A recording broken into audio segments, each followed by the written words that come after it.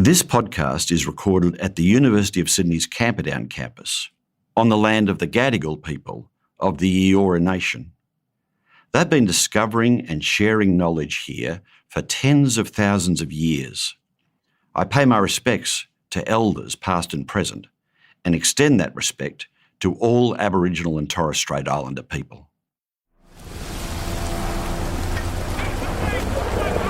When I arrived on the scene, I've met with this scene of what appeared to be complete chaos, hundreds if not thousands of people walking around in the mud and the rain. The monsoon rains had really kicked in and it was just a quagmire. And there's this sea of people, different uniforms, different countries, different branches of different militaries, and it was pretty overwhelming. And I started to learn more and more information that these 13 young men were trapped inside a flooded cave. They were actually 2.4 kilometres inside the cave, and about 6 or 7 different sumps or dives required to get through to them. So you'd dive through the water, you'd come up into a river passage underground and then drag your equipment through that section and then back underwater again and repeat until we finally surfaced in this air bell where the boys were sitting up on this muddy hill. That moment that I first met those boys, I think, will always stay in my mind, partly because of how extraordinarily calm and courageous and composed I think that they seemed. I was blown away by the lads, to be honest. And I think it's at that moment, when you actually meet these kids and realise that they are beautiful young human beings, that's the moment when I realised that I was going to have to do something, however outrageous. As a sweeping generalisation, we do seem to be living in times that are so polarised and divisive. Everyone's opinions seem to be you're either with me or against me, and there's no room for common ground. And wasn't it amazing in the midst of these sort of evolving times that people from all around the globe could come together and unite for this common purpose?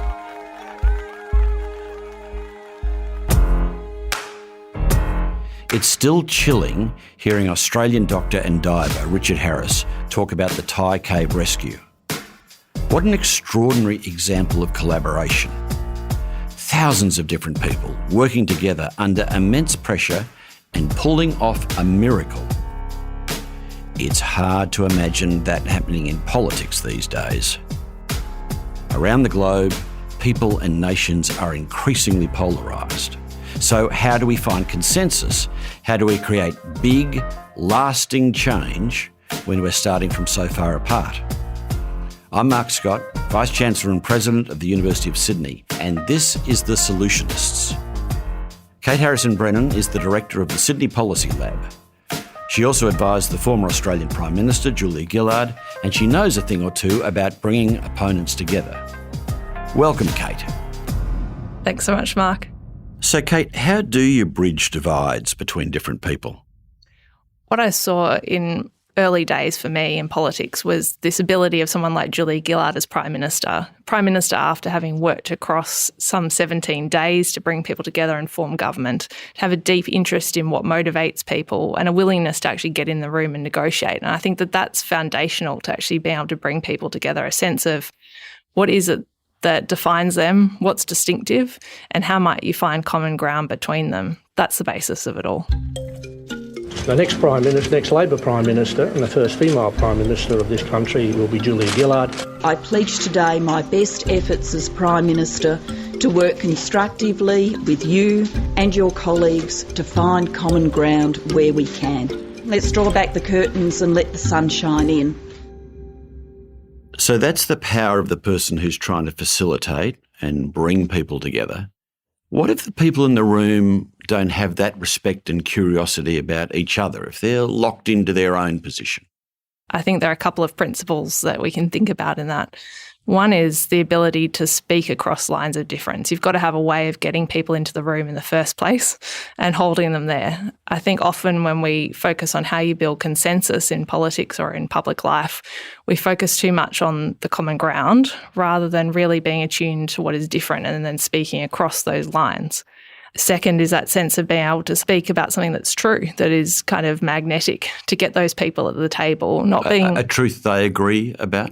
I don't think it has to be something that they agree about, but that they can see is true for you or for the organisation. But saying something that's true, getting people to the table, finding out how do you pose a question that's intriguing, how do you form up an opportunity that they don't want to miss out on, and when they're at the table, being able to respect those differences, but then find ways of bringing them together in often unexpected ways.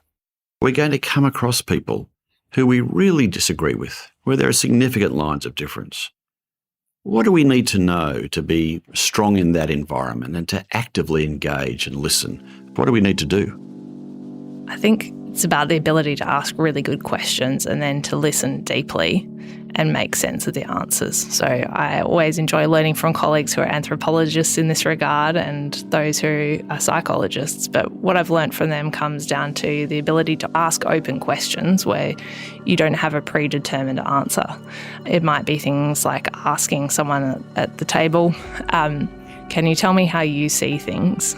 And what is it about your background that leads you to see that way? Can you tell me how you expect things would turn out if we were able to work well together, or show me what that would look like if we were able to work together successfully? And it strikes me hearing you say that it's got to be genuine. So this isn't kind of a toolkit that I now know I've got to ask the questions, but you've really got to be open to where those answers take you and genuinely curious and sincere, real in that engagement. It requires us to get out of a sense of kind of tribalism that we might have. It might be implicit in the way that we do things. We may not think, well, I'm part of this tribe or that tribe, but it's, I guess, a genuine commitment to finding something that is in common and putting aside your assumptions about what exactly that might be. So does that mean you have to suspend a view that says you already know the answer, even though you think you already know the answer? I think that's true. And even in relationships where we've known the person for years, it's got to come down to that interest in, well, help me to understand your kind of internal terrain better. Help me to understand what's important to you, what the markers are, the new things that are in your landscape of how you see the world. And what do you find hardest about doing that? I think it's the ability to stay with it when everything is telling you to get up and leave the table. Because you're angry or frustrated or annoyed or feel like all those things, you're just plain tired. And you often find that it takes a while, and then all of a sudden when you're listening, then you see the sliver of light. There's something that surprises you in one of those answers that you're getting that just gives you the opportunity to press on. I think that's right. And it's that moment where you realise, okay, even when we use the same words, you mean something different by those words. We can use the same language, have the same creed, and mean incredibly different things by the same words. Genuinely, I did not believe that any of those children could survive being anaesthetised, rendered unconscious, and taken through a very difficult flooded cave for a period of 3 hours or more. I think the way I resolve this final moral dilemma in my mind that I might actually be euthanizing these boys was that, well, they're going to die anyway. Trusting other people in critical situations is an important thing, but cave divers, I would say, are trained to be self-sufficient before they are trained to trust, and anaesthesia is a bit the same. We actually have a saying in anaesthesia, trust nobody, give oxygen, as the two things to remember. So, if someone passes you a drug or a syringe full of something, don't trust that they've told you it's drug A, because it might be drug B. So you check it yourself before you inject it into the patient. It's just common sense. People who are so independent and so self-sufficient sometimes don't work well in teams. And yet in this situation, we came together and worked very cohesively, even though there are some decent egos in the room. I mean, explorers as a rule are very driven people and often do have a decent size ego. So we were, for some reason, able to put all that aside and work very well together. And I think that comes back to that shared mental model, that clear goal of the lives of these 13 boys. As I say, there's nothing quite so motivating as 13 young people whose lives are, in great peril, to bring people together to work as a great team. We're hearing about the importance of trust during the Thai cave rescue. And on trust, an annual survey called the Edelman Trust Barometer this year found that 3/4 of Australians would not help someone in need if they strongly disagreed on a societal issue. Does that surprise you? Sadly, that result doesn't surprise me because I think that we can be incredibly reactive towards one another's differences. And as soon as we think that somebody holds a position that's different from ours, our sense of trust can go down. But in terms of building consensus, what can be most relevant actually is thinking about how do we, as leaders or actors in society, do things that are trustworthy. And in that sense, I'm really compelled by the research of someone like Rachel Botsman, who's talked about the focus should really be on acts of trustworthiness and leaving the fact of whether trust is built to the other parties. And so I think that's what we can focus on, is how do we do things that tell others that we're trustworthy and let them form a view of it. Yeah, I often think this about leadership. We focus a lot on leaders, but the power is actually with the followers. And the question is often, well, why would anyone want to follow you? What is there about how you lead and how you operate that would generate that confidence in other people to follow you? What are some practical examples of demonstrating trustworthiness, do you think? It's doing as you say you'll do is the most practical one. Building little moments where someone can test out, are you someone who will hold them in high regard, respect them, and then following through. So it's often the hypocrisy test that's kind of framed negatively as what people are putting on you. And so that can be a very practical way in which leaders can think about little things in the everyday that demonstrate respect and integrity. They'll build trust. Kate, in your work now, you bring people together to come up with creative policy solutions to the most complex issues that we face. Can you give me an example? At the Sydney Policy Lab, a multidisciplinary institute of the university, we're committed to exploring what this looks like for the university to be a key forum in which these very difficult conversations can be had, where communities can lead conversations about things that really matter to them, where there are great elements of difference and where academic expertise can support communities to deliberate over those differences. I guess one of the ways in which we're seeing that currently is in our Australia Cares project, and that's really coming out of these years of the pandemic, where we've seen successive crises in care layered upon enduring systemic failures in how we provide care to one another in society. And so working in specific communities where the university has a presence, like Broken Hill in far west New South Wales, Westmead and Western Sydney, we're supporting communities there to come together, hold people's assemblies on care, set their own agenda for the issues that they want to talk about, and actually develop new policy ideas of how to address this crisis in care. What does that look like? How do you roll an event like that? With the whole community is how you roll an event together like that. At Broken Hill, we've brought together 20 people who are, broadly speaking, reflective of the community of some 17,000 people, seeking to kind of represent them as directly as possible in the room. And so it's been gathering them together first for an evening of consultation, working through a number of activities that should give them a really positive experience of coming together in this type of civic exercise. I think the great power of it is that people are one another's educators, that what almost brought us to tears, quite frankly, after some of these initial evenings was reflecting on what it was like to actually just watch people who had never met each other, who were one another's neighbours, come together and stand when there are differences. We had an activity actually called Intentions. We created this activity with people who are the leaders in design thinking, who often draw out tensions around which they would design an industrial product. But what we did was state propositions that would create a spectrum of where someone might stand. So, to give a funny example, the best Australian food is an iced Vovo or a Lamington. Now go and physically stand on that continuum in the room, masking tape out on the floor, and then actually engaging people in conversation. Mark, tell me why you're standing halfway between the iced Vovo and the Lamington, etc. We did that. My answer, a dislike of shredded coconut, quite frankly. But so is that a drill? Is that an exercise to teach people how to disagree well? Yes, and to actually stand, physically embody the position that they take. You can't be at one end of the continuum saying, yes, I'm for iced vovos, and at the other end, yes, I'm for lamingtons at the same time. But then to engage with their fellow citizens conversationally about why it is that they've taken that position, and to do so on issues about care that are quite personal but also involve all of us as a society. So training people to have the confidence to think carefully through why they hold a view, but then be able to, in an environment of trust, share that point of view and help others learn and have insight as a result of that.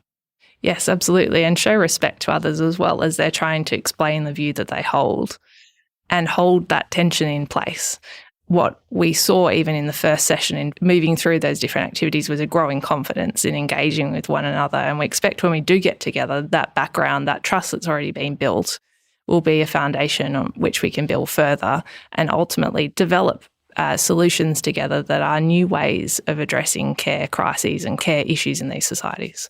In Australia this year, there's a big conversation around First Nations people and whether, in fact, First Nations people should have a voice to Parliament and be represented in the Constitution. But all around the world, race is a dividing issue of the social discourse.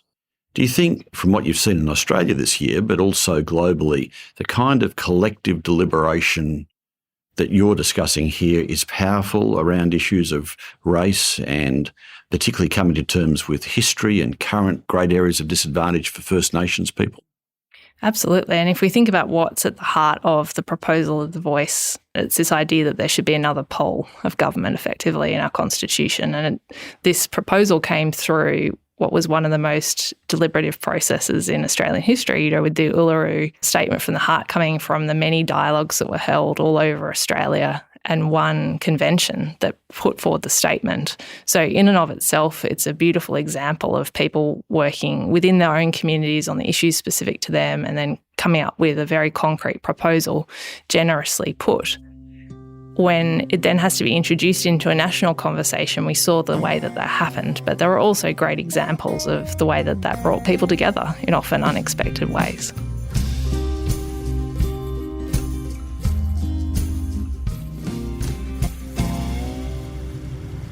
I've never felt part of a stronger team than I did in that cave in Thailand. This group of cave divers, they were an extraordinary group of people.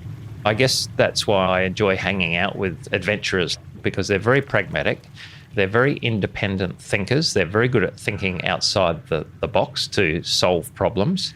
When teams start to perform at a very high level, there's usually a few factors involved in that. And the first one is, I think, mutual respect for everyone in the room. Everyone has to understand that all those people are there because of their expertise. You have to try and eliminate jargon and have a common language, which in an event like this one was somewhat difficult because there were multiple nationalities and the language wasn't universal. The American military were very good at bringing everyone to the table and making a simple agenda to go through. And ultimately, the Thais, they were left with the final decision. The weight of responsibility really sat with them for the outcomes. And I have great admiration for their leadership, the courage to actually make a decision. But the ultimate success came from this shared goal. And at the end of the day, there were 13 young people's lives at stake in a very time-critical way. And there's nothing more motivating to people to put their egos aside and get on with the job and work together. Thank you. How many of you? 13. Yeah, 13. Brilliant. Yeah. We're hearing how people came together during the Thai cave rescue. Kate, you mentioned earlier Julia Gillard's skill in bringing people together.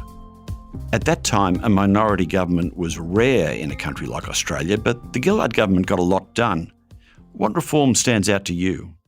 Yes, well, I think it was some 17 or so anxious days in which she had to work through those negotiations and finally to get that point of being able to say that she had formed government. But it was those skills that then carried through in the government itself. For me, I was a very young staffer. I turned 30 when I was in the office, but it was really that kind of opportunity to see things in the corridors of the Prime Minister's office, and they gave me an impression of just what it was like to work with people who were in the front lines of these negotiations to advise at various points. But what will stand out are major reforms like the NDIS, and that was often difficult in its execution and delivery, of course, but it was a demonstration of long-run collaboration with many different parties and endless negotiations that finally got over the lines in the 2013 May budget. A commitment of $14 billion over the coming 7 years, and suddenly, seemingly overnight, we had the National Disability Insurance Scheme, but actually an incredibly long-running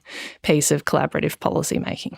How do you rationalise getting deep, thoughtful, nuanced policy response in an era where the public discourse is more and more through the echo chamber of social media and the reinforcing of simplistic analysis on complex issues? I think it's something that social scientists and political theorists can really add new ways of thinking about this.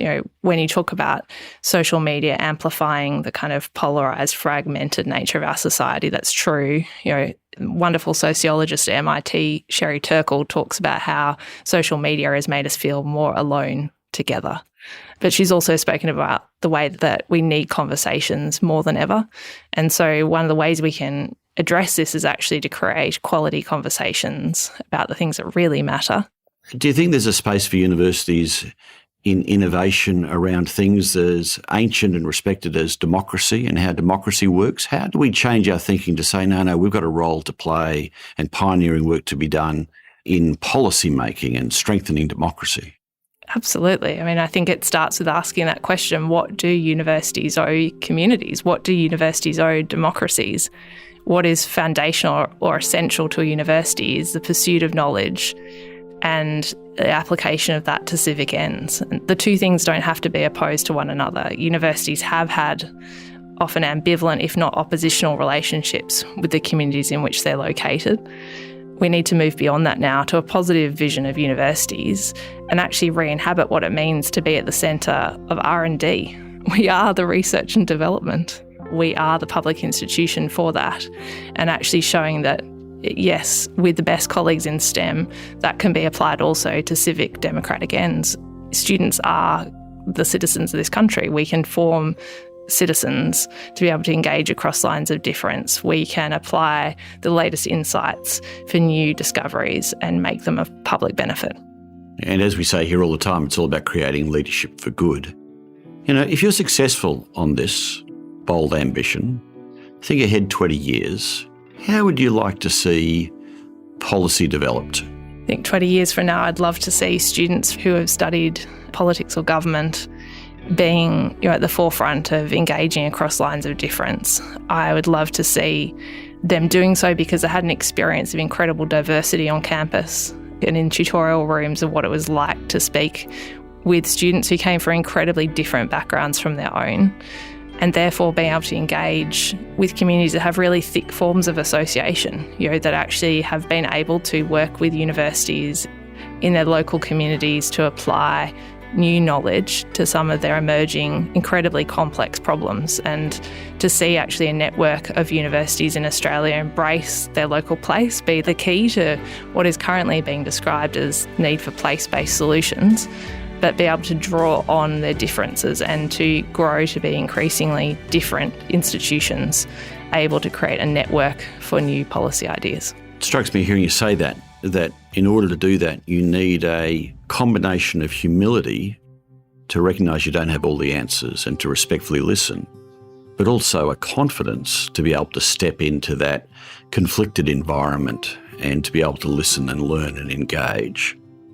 Going beyond politics, what should leaders or, even parents, what do we all have to learn about how we best resolve conflict and find a pathway to solutions and happier, more successful places? I think it does come to that sense of comfort in your own skin or confidence in what makes us distinctive, the ability to have an understanding of what is it that makes us distinctive in our expertise or in our contribution, and an appreciation and curiosity for what is it that makes those around us different, and a curiosity about how might we best work with them together. I think for those who are trying to do it in business, it's a deep curiosity about what our competitors bring to the table. For those of us who are parenting, to think about what is it that our partner brings to the family, and a sense that we don't need to meld into a kind of wishy-washy sameness, but the strength is there because we're different but together. More power to you, Kate Harrison Brennan and the team at the Sydney Policy Lab. Thanks for talking with us today. Thanks so much, Mark. I'm Mark Scott, Vice-Chancellor of the University of Sydney. And a big thanks to Dr. Kate Harrison Brennan for her ideas and her energy. Kate is the Director of the Sydney Policy Lab at the University of Sydney. Thanks also to Dr. Richard Harris for sharing his insights with us. His book is called The Art of Risk: What We Can Learn from the World's Leading Risk Takers. Well, I think I'd say to everyone listening to this that I am an ordinary person. I just found myself in an extraordinary situation, and you'll be amazed at what you're capable of when you need to step up.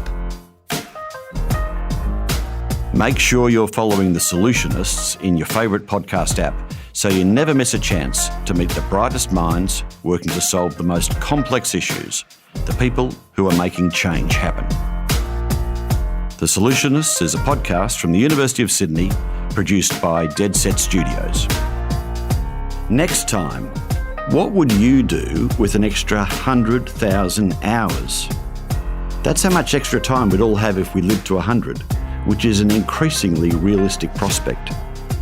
So how do we ensure we not only live longer, but also live well? We worry about getting old. We worry about outliving our health, outliving our finances, outliving our skills, our purpose, our relationships. What do you do now to make sure that you don't outlive those things?